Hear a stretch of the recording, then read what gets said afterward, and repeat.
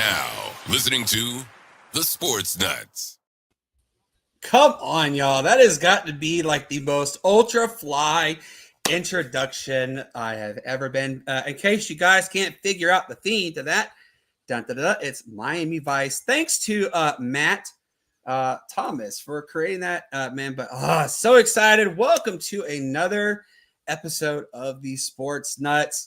This is a real treat, real honor. By the way, Anthony, man, so glad to see you, brother. Hey, man, thank you so much for that. Great. I appreciate the comments. Keep them coming. But, guys, tonight, this is no side episode. This is just one team we are focusing on. Yes, we are talking about the only Division I, actually, literally the only school in the entire state of South Carolina who is undefeated. They are nationally ranked and moving up those chains really fast. Guys, we're talking about the one and only Presbyterian College. Yes, I believe they're number 22 in the nation in the FCS poll. If you guys get a chance, check them out. High praise, high quality for this institution. You know how we are. We love the small schools, having gone to a mid-major myself. And it just means differently at the smaller schools. My man's sitting next to me, though. Pinsman, what is going on, brother? How you doing, man? I'm good. How you guys doing? Thank you for having me again. Absolutely. Which, by the way, folks, this is our newest member of the Sportz. Yes, Pinsman Sports.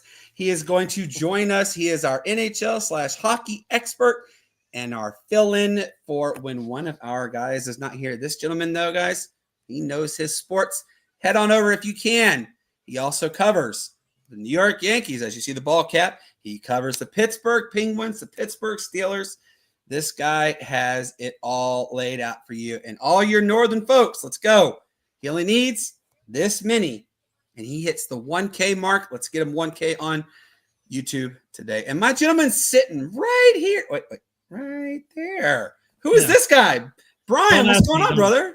Nothing much. Just got done eating my dinner for tonight and ready to go and get this party started with the coach. Guys, he has one of my favorite meals, and I'm extremely jealous because, it's chicken and dumplings, but dadgum, I love that stuff. Woo, that's the best. Guys, real quick, before we bring our coach on, wanted to let you know we will be live again this Friday, 7:30 p.m. Eastern. Guys, we have a really cool guest come on. It is the Asheville Developmental Football Program. The head coach and the offensive coordinator are going to join us to talk what it's like to be part of a developmental program. And also remember, we have a whole slew of guests coming for this season. This is a new season. You guys are not going to want to be missing any of these episodes. Shout out to everybody in Terrell, Texas, 95.5 KFCE and TigerNation.live. Thank you guys for tuning into our show tonight. We absolutely appreciate you. We love you guys. There's a very big matchup in Denton, Texas about to take place. We're talking about Tulane and North Texas. It's going to be a fun matchup. Without further ado, ladies and gentlemen, boys and girls, get on your feet and cheer on the one, the only, Coach Devin Brice of Presbyterian College. Coach, how are you doing? Hey, man? I'm good, man. Thanks for having me. Yeah, of course. Like I've said, and I will practice and preach this to the end of time. I am a huge component of smaller schools because that's where it's at. Absolutely. That's where it's fun. That's where you see the engagement you get from the fans, the players, everything. It's just, it means, I'm going to quote the SEC where it just means differently. Yeah, at smaller schools is where it's at. It does. But, I'm so honored that you have decided to come on my show. Now, this season, I'm telling you guys, this season has been really like amazing for Presbyterian College, especially in the FCS world. But what has the vibe been around like in Clinton and the entire campus of Presbyterian College with regards to this team being nationally ranked in the FCS playoffs? In the FCS. Yeah, I mean, it's been awesome. We're having a lot of engagement, a lot of people that want to be involved and coming to games. I mean, our games have definitely been a different environment the last couple weeks for sure. Now that everybody's seeing what we can do, and then getting all the recognition like what I'm doing now. I mean, it's huge that everybody wants to to be involved in talking about Presbyterian College. I mean, it's awesome. Go Blue Hose for sure. But it's been nice for sure, and hopefully we can keep this thing going. We got a big game this weekend, so stay tuned. Absolutely. And I mean, guys, this team is going to blow your socks off, and excitement. I mean, this is what really gets me excited is the fact that, you're the only team literally in the entire state of South Carolina that's undefeated. Nope. And it's such a monumental moment. You guys knocked off a then nationally ranked number 11th team in the nation in Mercer, at Mercer, by the way. Nope. Absolutely. You guys go to Furman and you take care of Furman in overtime by 1 point, but it's a win. It's a win. It's a You win. guys are doing absolutely amazing things. You guys have won, like you said, 9 straight games dating back to last season. You started the season off with, like I said, an absolute massive upset with the number 11th ranked Mercer at Mercer. Like I said, we've had this discussion before, but I want to bring it up again. Given the state of South Carolina and how certain big schools aren't playing to their potential, how likely could PC hang with the big boys, knowing that you already have upset some pretty big names? I mean, that's funny you bring that up. I think PC can hang with anybody. I mean, honestly, we're very explosive, and our defense is really good. And I think the biggest thing for us is we're very mature. We have a lot of seniors. We got 33 seniors this year, and this has not just happened this year. I mean, this has been a build-up since Coach Englehart's got here 4 years ago, and just building this program from a 1-win season the first year to now hopefully being more than what we got last year with 6-6. So I think we can hang with anybody. Now the outcome we'll see, but I think it'll be very challenging, and I think it'll be a great game because, like I said, our guys are hungry. They have a chip on their shoulder, and they have a lot to prove. Absolutely. Pensman, you have a question. Go ahead, man. Give me 1 second. Can you explain? Caught him off guard.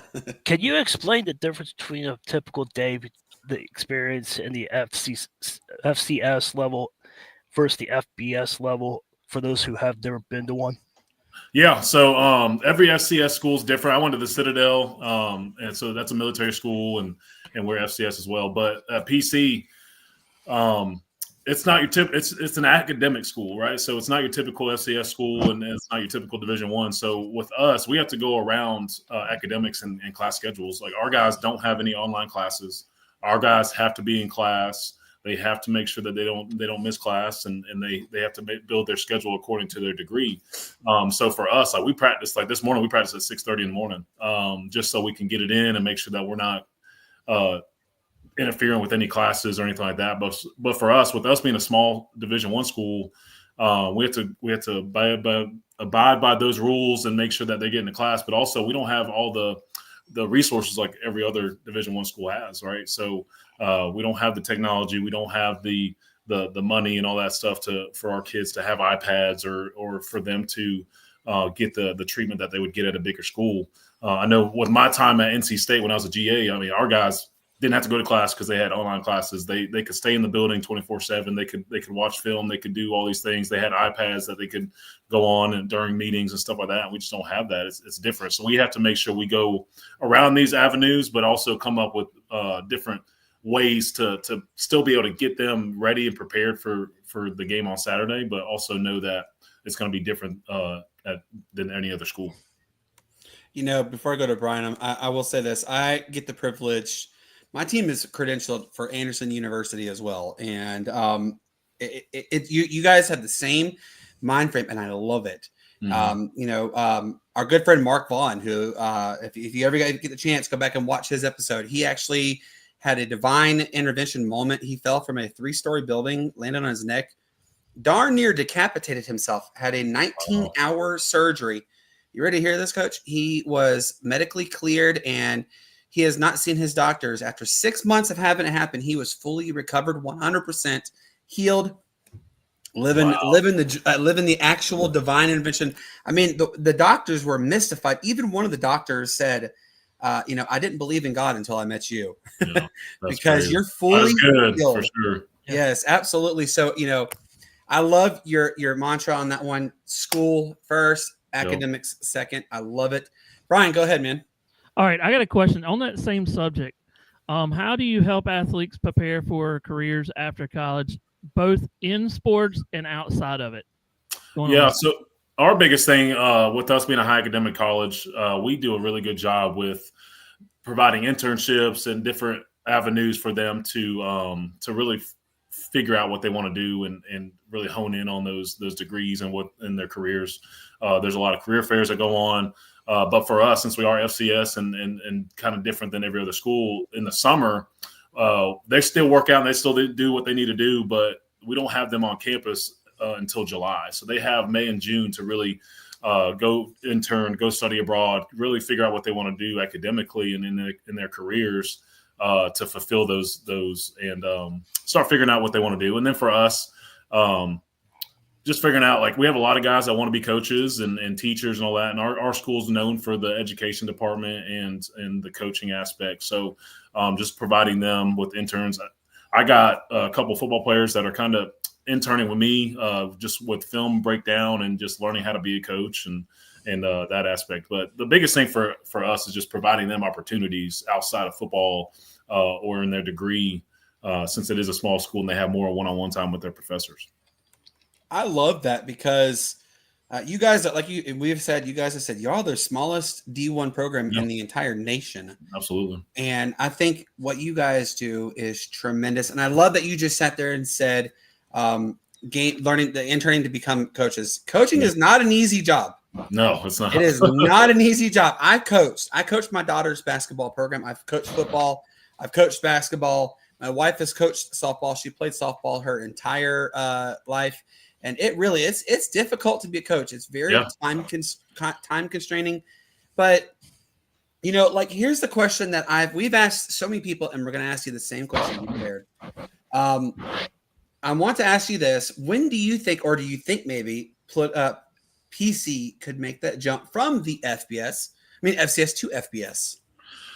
I don't know. There's a lot of different things that would have to go into that. And I know, and a lot of people know this, but we are non-scholarship, right? So we're in the Pioneer League with the other non-scholarship programs. And we went to the non-scholarship route over a decade ago because we were in the Big South with scholarships. So a lot of the talk is, when are we going to go back to scholarships and all that stuff? So I think that would be the next step, is us going to scholarships. Now, I don't know when that's going to happen. I know we do a lot of good things with us not being scholarship program. And I know a lot of people are like, hey, you're doing a lot of good things and winning without scholarships. And I think our school likes that too. It helps bring in kids and help the school in that aspect. But FBS level, there's a lot of stuff that goes into it. I mean, I know North Dakota State, they're still not FBS, and they're doing what they need to do, and they're winning and all that stuff. So it's going to be a long time before that happens. But I think the next step will be going to scholarships. And I mean, hopefully that happens soon. But until then, we'll continue doing what we're doing with no scholarships and using the academic route. Hey, nothing wrong with using the academic route. It really is nothing wrong with that. Education is the key to life, and I love what you guys are doing on there. Pensman, go ahead. We've seen the SEC polls, and the Presbyterian is rapidly climbing the rankings. What do you think attribute the success to? Yeah, so I think the biggest thing for us is just playing with a chip on our shoulder and understanding that we're in every game if we can get them to the fourth quarter and continue to play. And people are starting to see that. I mean, I know we beat Mercer and Furman. We're still down there low. I mean, we just got into both polls this past week.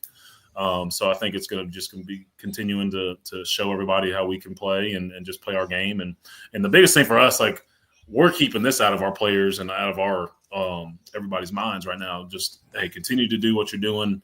You're getting the recognition, but we've been here for 4 years and we're just now getting the recognition, right? So just continue to play your game and just show everybody that they're wrong. I mean, they picked us to finish 7th in the conference. They just didn't think that we were going to be this team, and we are. And so we're just continuing to have our tunnel vision and continue playing our game and just let everybody know, like, they chose wrong when they thought that to start with. Absolutely. Brian, go ahead. All right. I got a question for you. What is it like to be recruited nowadays than 7 years ago? Like, when you were going for your recruiting, what's the difference between, the recruiting now that you got to go recruit this kid than 7 years ago, other than the NIL deal, Yeah. No, I think back then it was more about relationships, man. Like, when I was getting recruited to go to the Citadel, the scholarship mattered, the school mattered. The education mattered, right? And back then, the transfer portal was different. You either had to go down a level or go to another school at your level and sit out a year. So for me, back then, almost 10 years ago, it was more about where do I want to see myself for the next 4 to 5 years? What's the education going to be like? Am I going to like the degree I'm getting that's going to help me in 40 years from now, right? So nowadays, when I'm recruiting a kid, it's all about them and what are they going to get out of this and all that stuff. And PC is a little different because we have a little bit NIL, but it's going to be more for the older kids that's been in the program and it's starting to build the collective and all that stuff. But for us, more it's going to be the relationships, right? Who's going to like us? Who's going to want to be here?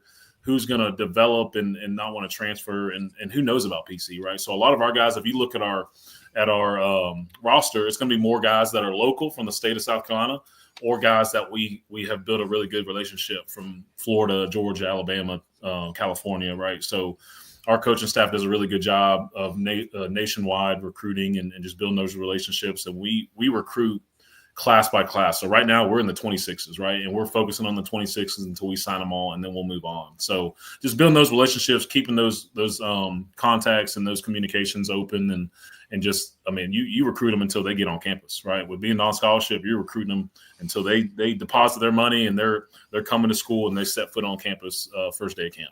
So that's crazy. That's the difference. You're absolutely right. That's crazy that all this goes on with them. You know, I mean, I didn't realize that you guys were a non-scholarship program, and that's interesting. But now, you know, obviously, there's been such a wide array of success in the FCS world as of late. What is this? This is a two-tier question. What does this say about smaller tier programs? And could we see another major change in the football world with regards to smaller programs taking their talents against big time opponents and actually hanging with them?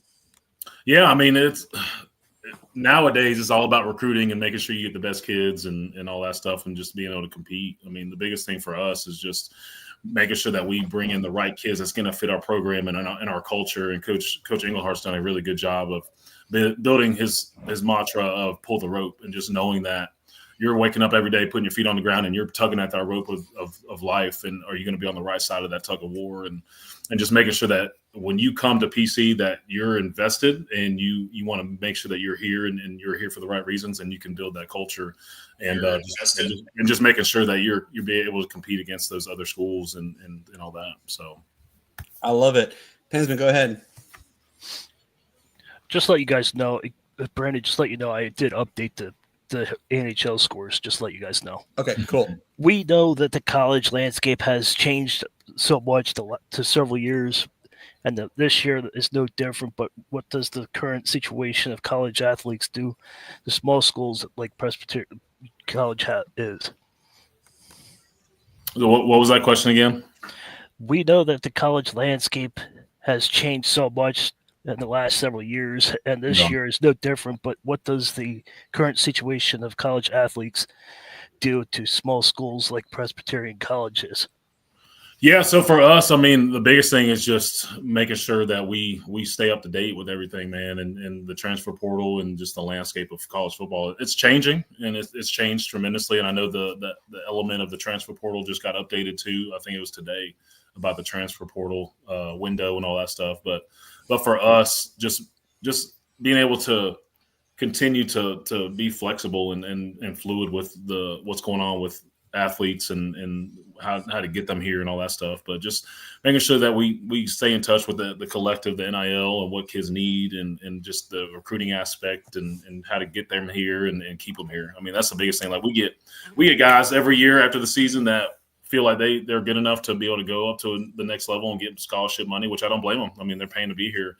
And so we understand that, and we allow them to do it. And if they don't find the right place, then we allow them to come back at a certain time, right? And the landscape is really changing, and we just got to make sure we stay up to date and continue to be fluid and keep these guys here as long as possible.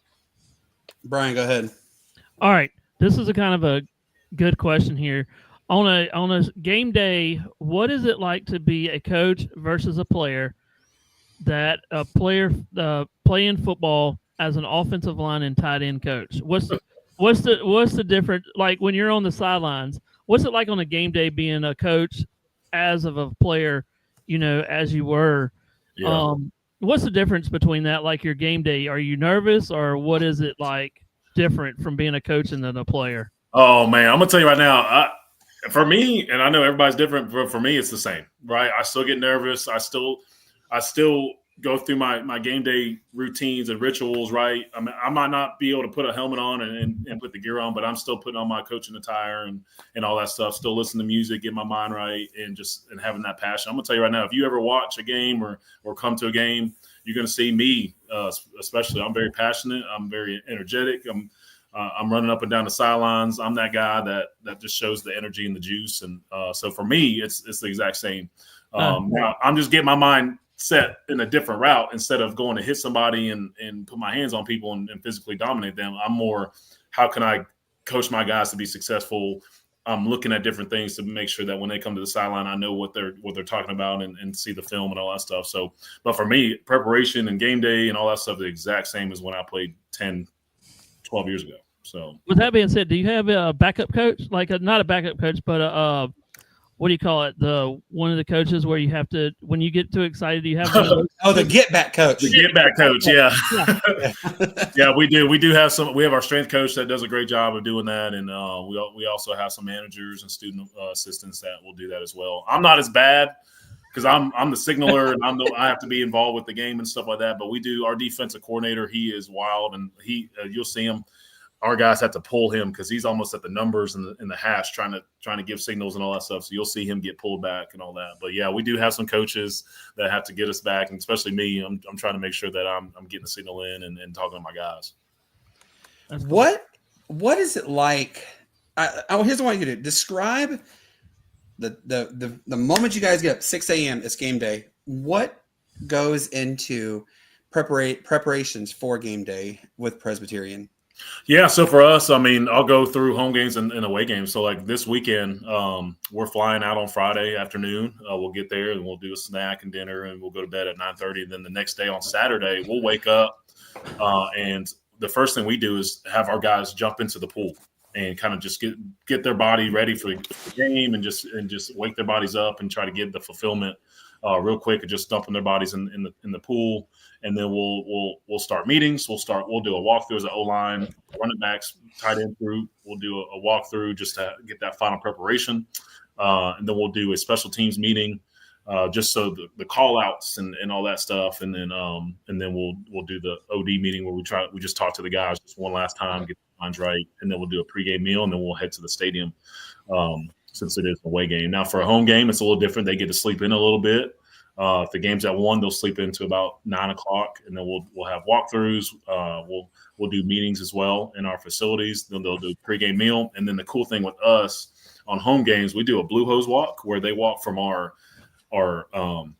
locker room that's in our facilities about a half mile down the road to our stadium, through the tailgate, through all the fans and the families and all that, into our stadium locker room. And I think that's one of the best traditions. We have a bagpipe player that's wearing a kilt because we're the Scotsmen. So he's playing the bagpipes and leading us. And it's just a really cool environment. And then we'll go to the game and get ready for the game.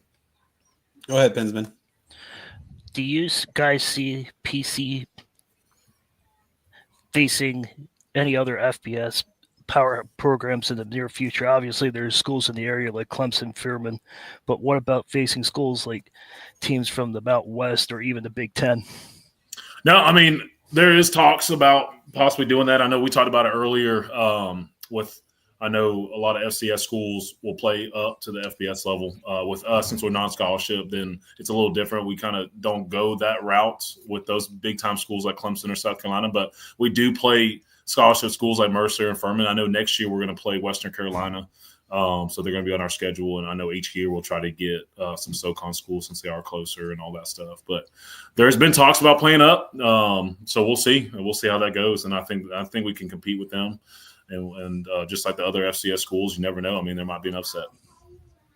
When you guys play schools that are obviously non-conference, like like a Furman or even a perennial powerhouse in the FBS level.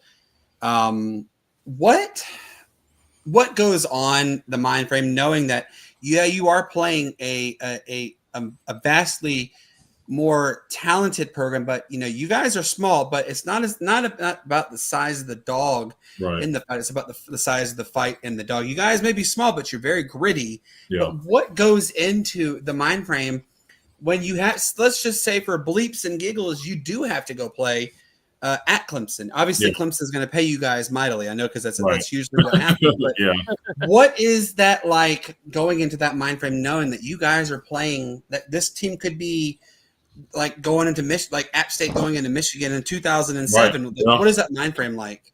No, I mean, so for us, it's more about being loose and having fun. I mean, a lot of our guys have never been in an environment like that, right? And especially in the recruiting process, some of these guys didn't even get recruited by these schools or bigger schools. So a lot of it's just playing loose, having fun, just enjoying the process, and just playing our ball. Like the biggest thing that we talk about from day one when we report in camp, like we're going to be a tough, gritty, physical team that's going to get after you in the trenches on both sides, and we're going to be athletic. We're going to be able to throw the ball deep. We're going to be able to do things with our really good receivers and our all-conference tight end, and just try to take the top off, and just we'll throw in some trick plays in there. We'll try to get you with some screens and some things to keep you on your toes. And if we tell these guys every time, if we can take them to the fourth quarter, our opponent, we're going to win, because we don't have anything to play for. We're playing for a win, but we're not playing to show people that we have to win this game because PC's a smaller team, right?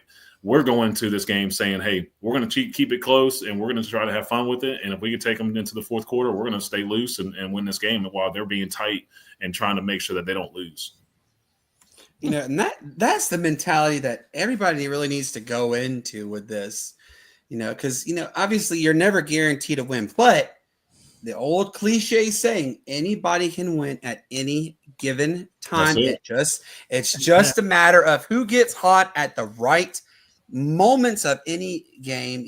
Like I told you before the show started, you guys do have high praise from Dan Scott at Furman, and that's a pretty big monument. And the fact he was like, yeah, that's a really gritty school. But without diving too much, obviously I know you can't divulge secrets, but I ran the run and shoot offense. Right. And you probably know that offense very well because of June Jones, Miles Davis, and even Dick Tomey ran it, and then also part of Mike Leach. He was more of the air raid, but he did incorporate a lot of the run and shoot. But what kind of style of play do you guys do? I know that Newberry is kind of more like a nitty gritty type triple option style, and read option is the thing nowadays, thanks to Oregon. But can you kind of give an idea of what your style of play is like without divulging secrets? Yeah, no, I mean, so for us, we're true spread RPO, right? We're trying to run the ball first. We're trying to be physical up front, get movement, trying to give our all conference running back the ball, and have an RPO behind it. So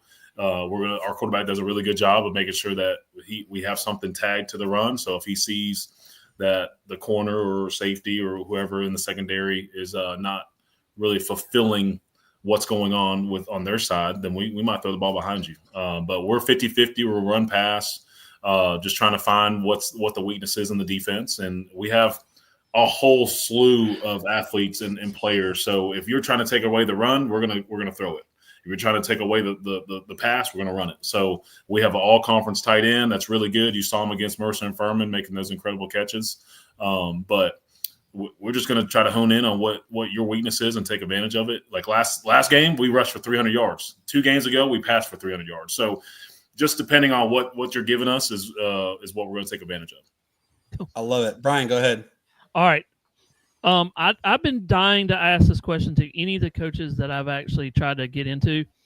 At the season end, what goes into making a call sheet that you use for the next season before spring practice? The calling sheet that y'all make? Yeah. How do y'all prepare for that when at the end of the season, how do y'all make a call sheet with all the plays and all the signals and everything? Can you describe that to me? Yeah, so for us in our offense, the biggest thing after the season is just diving into and doing a self-report, right? So what was really good this season? What are things that you want to get better in the spring, and really work on? So for us, like when we get to the spring, we've already really dove into the past season and really dove into, okay, what was good for us, what was bad for us, what are things that we need to work on? And so for us in the spring, we do more stuff that we want to work on and get better with, right? So we won't dive back into and really work on stuff that was really good for us. It's going to be more of the things that we want to get better at, right? So if it was a screen, or if it was more of a trick play, or more of a just a pass or a concept or something like that, we'll work on that more in the spring, so then we can get those reps and get that familiarized with our team, so then we can bring that into fall camp. But during the season, the call sheet, I mean, you're like today, we're really focusing on what's going to be good for us in certain situations and just building it that way. But in the off season, it's more of just watching film, building that call sheet of what you really want to dive into in the spring and get better with for the next season. Okay. You know, it's funny you say that. That's my playbook. That really is my playbook. And I will tell you, It's smaller I can than the remember coaches. Yeah, it's definitely smaller than No, the ones Brian, Okay.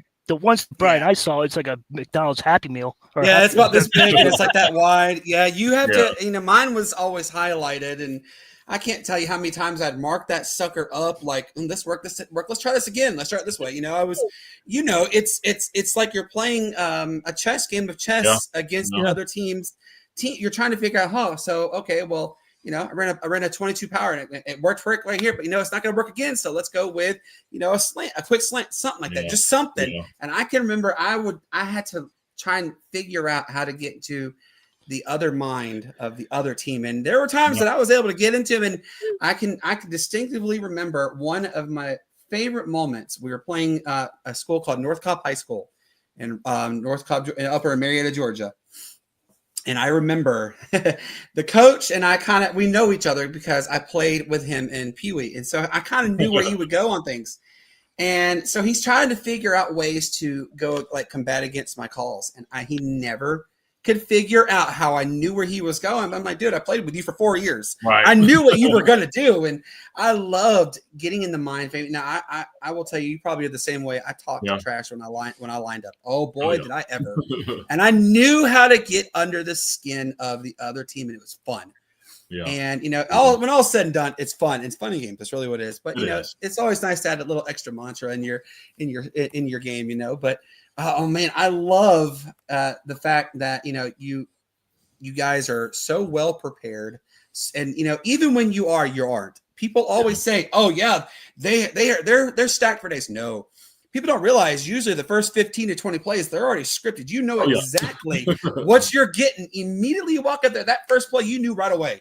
Yes, and the other team is trying to figure that out. Like, where are they going here? Then, then you can play along with what was successful, what wasn't successful. Pensman, go ahead, man. Do you look up to any NFL coaches since you're on the same sidelines as the coach? Like, do you look up to anyone like, I want to be like this coach, I want to be like that coach, like Aaron Glenn, Mike Tomlin, one of those, Lovie Smith kind of thing? Yeah, I mean, I've definitely looked up to Mike Tomlin. I want to be a head coach in the future. And so just throughout my career, and you can look at my resume, I started off as a high school coach and then worked as a GA at NC State and then D3, D2, and now D1.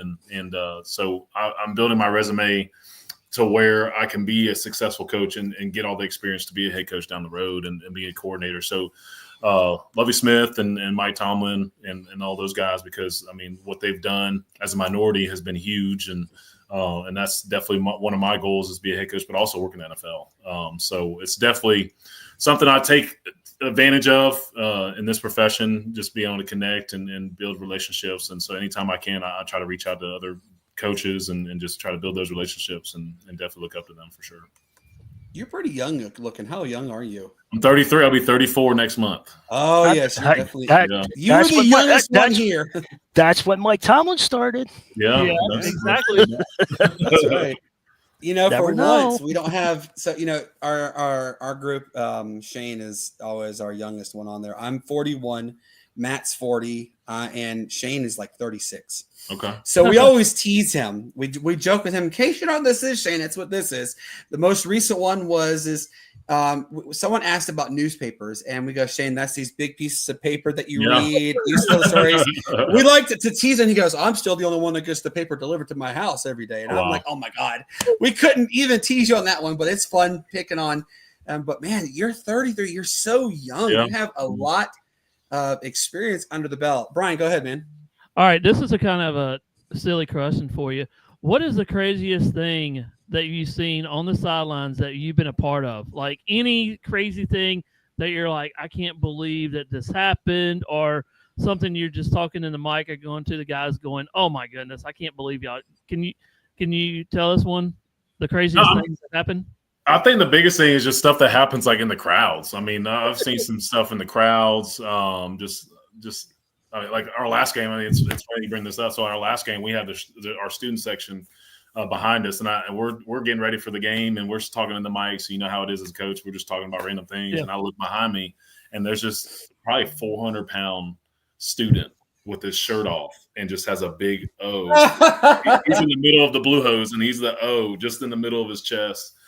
And I'm like, what in the world? So I love it. I mean, it's cool. I mean, those guys, our student section does a great job, but like, it's just stuff like that. You see, like you'll see the random things that happens in the game with the players, like trying to hurdle and he gets stuffed, or like just crazy stuff like that. But most of it's going to be in the stands and just the fans. And you know, when you involve alcohol, it's going to get even better. So I would say some adult libations going real good. But that one with the student was funny for sure. Oh man, could you imagine? Now I know you've seen them, the Florida State guys who they glitter their head. So could you imagine turning behind you and then seeing that same 450-pound guy with all glittered up? Like, first off, could you imagine how long it takes to clean that off of you? Sure. And then secondly, all that's going to clog your drain like that. Yeah, you have to do that outside with the hose. There ain't no way. You ain't doing that in my bathroom. No. That would be there for days on end. But look, hey, if I turn around and see a blue and red guy like that, that'd be awesome for sure. So somebody out there, please do that in our next home game. So, hey, you heard that right there, folks. The coach is telling you, get all your glitter on now. Come on, let's get it going. We're ready for it. But Coach, obviously, this season is still young relatively for you guys. Yeah.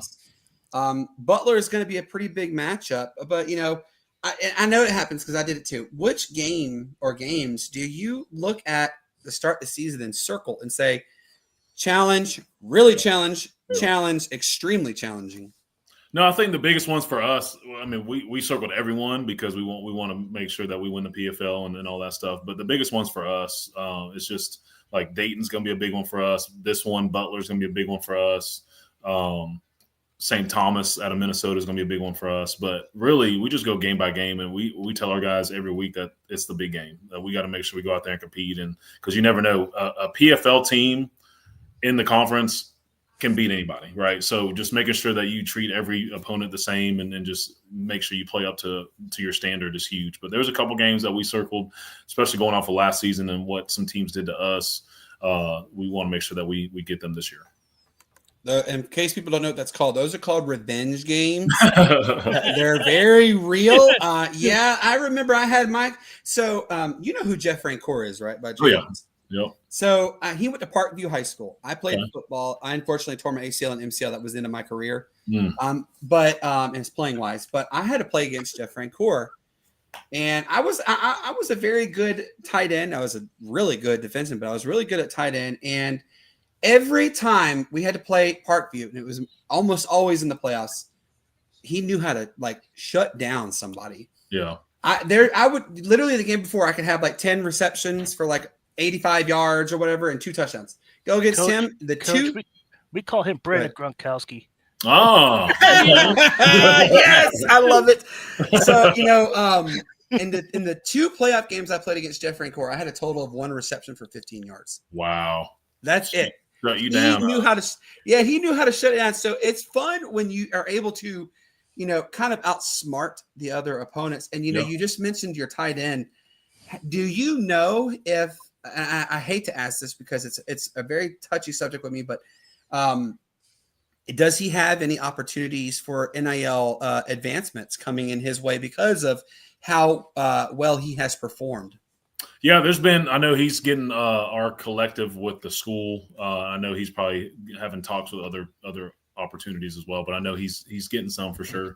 And the way we do things at PC is we have a collective for the athletics. So, I mean, it's a big pot that we can divvy out to different athletes and all that. And it's going to be more of your juniors and seniors and older guys that have been in the program and earned it.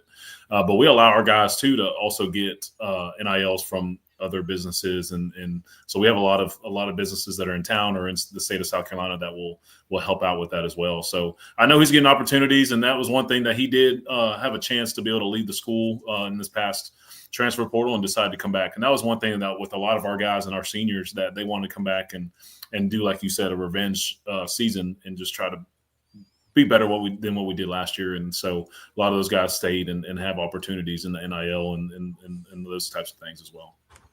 I cringe at NIL. I know it's been going on forever. Before it was more under the table and everything. Yeah. But man, I cringe when I hear NIL, and I cringe when the transfer portal. To me, NIL has really ruined a lot of there's a term that everybody uses loosely. It's the term loyalty, that L word, loyalty. Yes, absolutely. That is not existent much anymore in athletics, let alone especially in college. It's what can you do for me, or what can you pay me to keep me here? And then when I hear you say that he had a chance to leave and he stayed, that is the definition of loyalty right there. You're sticking through with your foundation where you believe, and I love it. Yep. I know we're about to let you go, but I want to say this. I too am a Presbyterian denomination. Nice. Unfortunately, fortunately, I got divorced and I met the woman of my dreams, my wife, and we have 4 beautiful kids together. And, Presbyterianism, my stepdad introduced me into it, and I just found love with it. I think it's an amazing feat. It's an amazing group of people, and not many people really know a lot about the Presbyterian denomination and the lifestyle that people go through with Presbyterianism. Could you maybe divulge a little bit of that to our listeners so they can maybe get an understanding? Yeah, well, I'm going to go ahead and let you know, we are Presbyterian College, but a handful of years ago, they actually transitioned away from the church. So it's not it's not a mandatory opportunity you have to do while you're here on campus. Now, we do have some religion classes that you can take and all that, and we do have a Presbyterian church that's on campus. But it is not a mandatory religion you have to have while you're here at Presbyterian. So I can tell you a little bit about it. It is a different religion and all that stuff, but at the same time, it's not something that our guys or our players have to really experience as much as they did back in the early days of PC. Nothing wrong with that one. I mean, no, I mean, a lot of people ask that. And especially in recruiting, say, do I have to be Presbyterian to go there? You don't. And it used to be that way. And so, but it's definitely changed and kind of grew into a different entity and all that stuff. But if you are Presbyterian, you do have the opportunity at PC to go through that religion as well. I love it. And like I told you with Anderson University, this is what also makes me excited when I talk about little schools. Before games, about an hour before the game, you will see 4 to 7, sometimes even 10 players will come and they'll sit right in front of the goalpost, and they have their Bibles and they read scripture. Yeah. I know it's requirements for the classes there, but it's so cool to see that, and I know not many people are big into the religious world. I understand it's okay. I'm not dogging them. We're not going to dog them because, everybody is different in every aspect of the world, but it's just really cool to see the level of devotion you see from the players, from the coaches, from the fans, everything. It just means differently. Yeah. Before we let you go, can you let everybody know where they can find you and what's your, what's next for Presbyterian? When's the next home game? Yeah. So for me, I just have Twitter. So if you guys want to follow me, it's at Devin Brice 88. And I mean, just follow me on Twitter. You can look me up on the website and all that. Email me. But so for us, we have our next home game is going to be next week. We play Stetson at home. It's our homecoming, so we want to make sure that everybody comes out and really fill the stands. We want to try to have our biggest crowd that we've had up to this point. But yeah, so we're excited. We fly to Butler on Friday to play Saturday. All of our games up to this point are going to be at 1:00 p.m. So it's early enough that you can still get away and be able to watch Clemson and South Carolina and all those other schools. But we would love to have you guys come watch us. We have 3 more home games if you guys want to come watch us throughout the season. I can guarantee you this gentleman right here, Mr. Brian Pettit, and myself, because Pensman lives 10 hours away, but we are definitely coming because it's only like not even an hour away from us, Yeah, I'll get you tickets. I'll get you the sideline pass. I'll do all that, man. Come on. Yeah, cool. Hey, I'm down for it. We are ready to cheer you guys on. Brandon? Yeah, go ahead, man. Yeah. Since you're a coach, I can actually ask you this, and don't be mad at me for asking you this question. But I work with Brandon a lot, and there's a guy that's not here, but his name's Ralph Williams, RW Media. Him and I, we go back and forth. What do you think of the transfer portal? Do you, like isn't that like I could quit and then go to another school that's actually doing good? Like, what I want your input on that.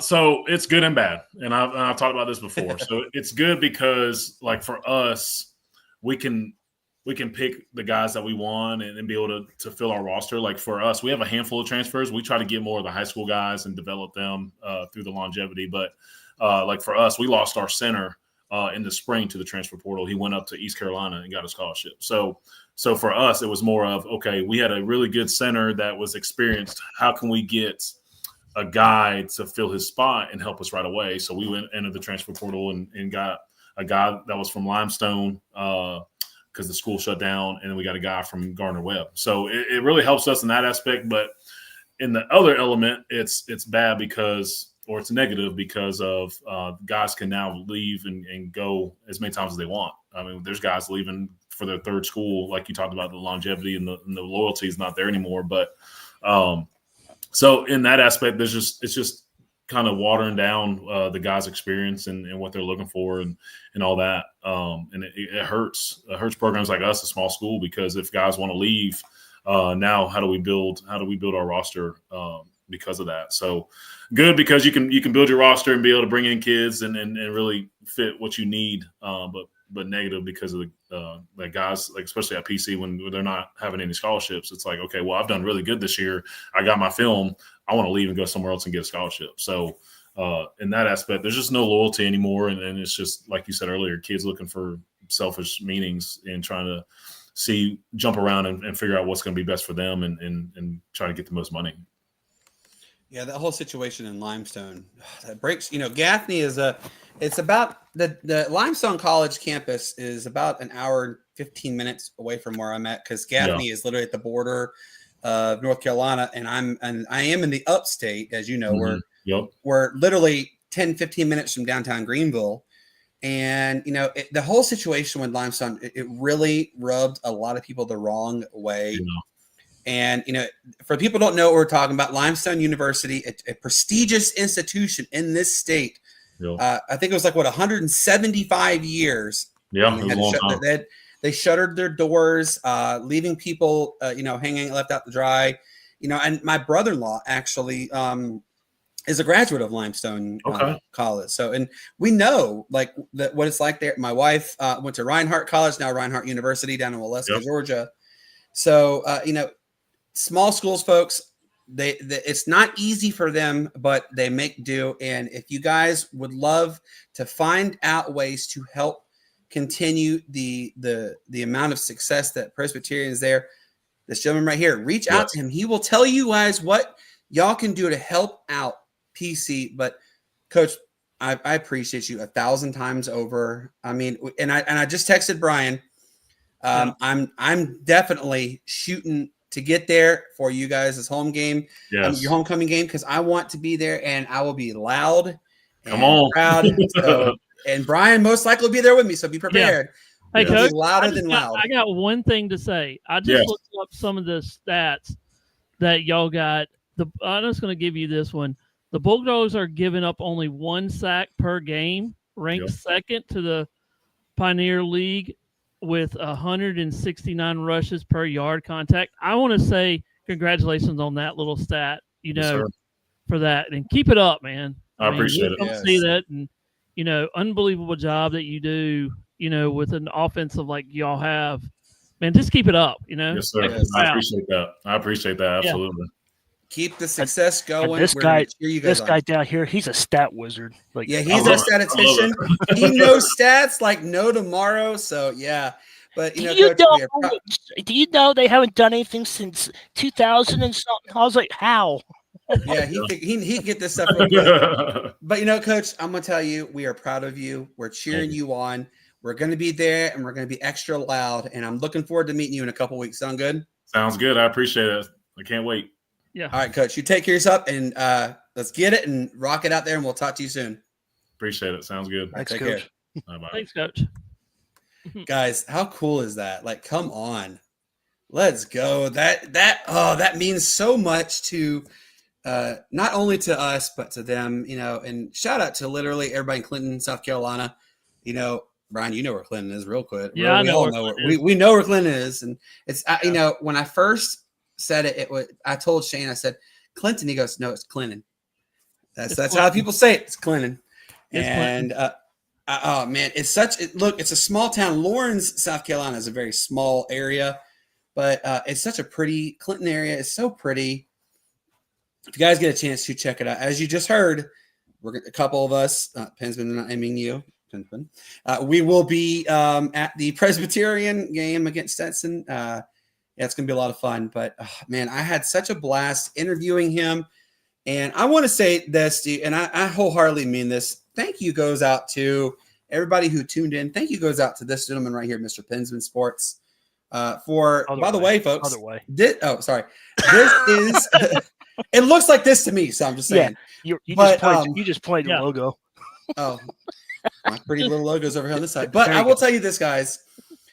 This is our newest member of our team. He won't be here full time. However, he is going to fill in when, as you see, Matt or Shane is not here. And also, he's our hockey expert. This dude knows hockey like the back of his hand and then some. I don't know if you guys can see. Can you bring up some of the score updates? No, not that one. So this gentleman right here, that's Anthony. Not that one. All right. Keep going down. There we go. He's talking about the Canadiens and Toronto Maple Leafs. Look at this one, the Bruins and Capitals. Yeah, guys, we are so thrilled to have you as part of our group, our bunch. We know you're going to provide quality because, look, Matt, I'm calling you out on this one too. I know you're starting to know hockey, but yeah, Pensman knows hockey, and it's nice to have somebody I can talk to on a regular basis about hockey. Come on, folks. Hockey is back. We're so honored. Pensman, welcome, man. And I've been following it since 1993, so yeah. Hey, Brandon, can I do one thing here? Yeah, go ahead. Okay, hang on. I'm going to do this real quick. He's gone. No. Where'd he go?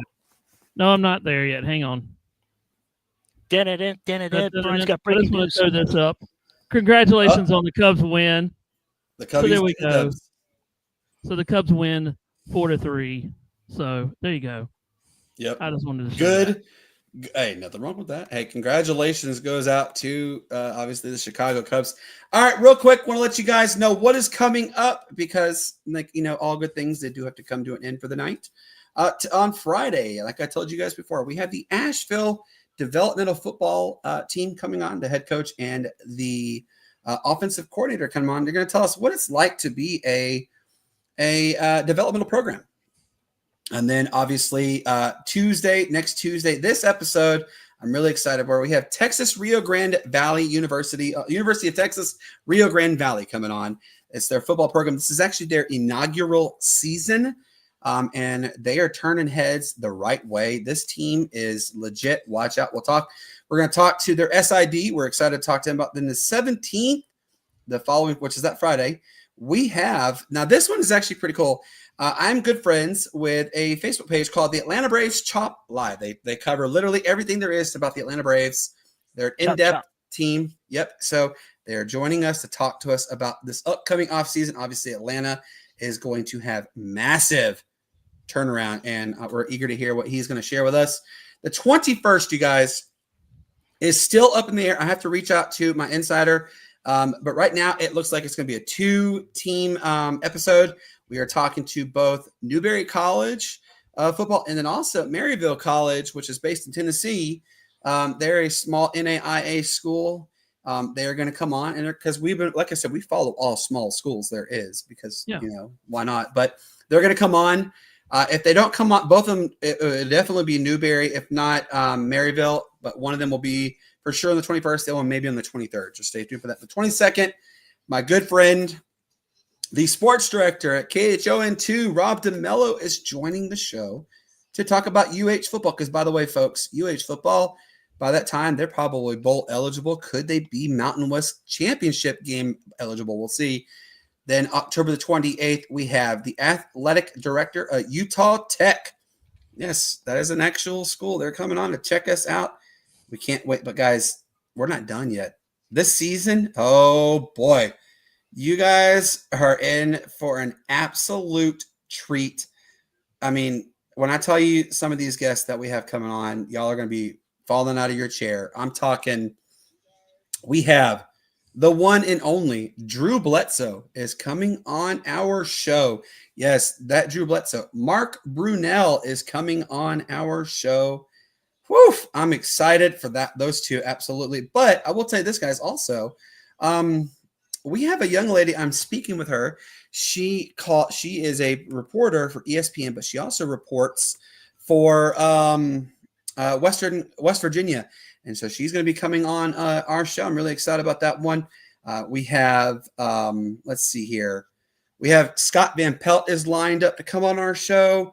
Guys, we're working the wire. I promise you, we're not done yet.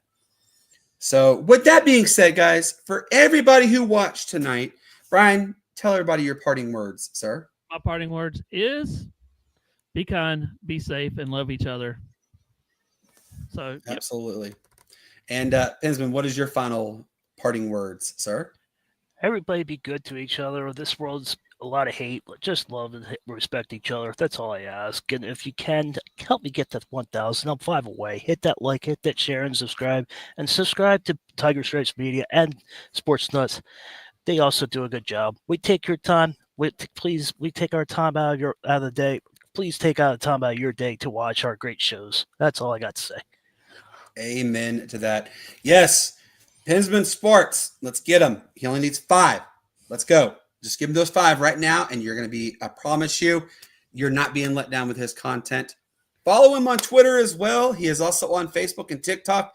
This gentleman right here, Mr. Brian Pettit, Tiger Stripes Media, Facebook, Twitter, TikTok, and everywhere else in between. Let's go. Let's get our guys. Let's go. Oh, he said over here. Let's get Pensman to 1,000. Let's get Brian, y'all. Let's get him to 250 before the end of this year, at least 250. If not, we can definitely do more. I know we can do this. And then also our good friend, Ralph Williams at RW Media, guys. Yep. If you can give him a follow on Twitter, definitely give him a subscribe on YouTube. We are often with him. These two gentlemen do a lot of things with him. I will come on randomly out of the blue because Ralph, is gracious enough to invite me, and it means the absolute world. Guys, we have had a blast. Thank you to everybody who has tuned in tonight. Thank you to 95.5 KFCE. Thank you to TigerNation.live and all those in between. As I always tell you guys, peace up. A-Town down Why. It's the greatest sports city there ever was. You guys have a wonderful evening. We'll see you on Friday. Getting down on Friday. You made it. Have a wonderful night. Enjoy this outro. And, we'll talk to you on Friday. Good night.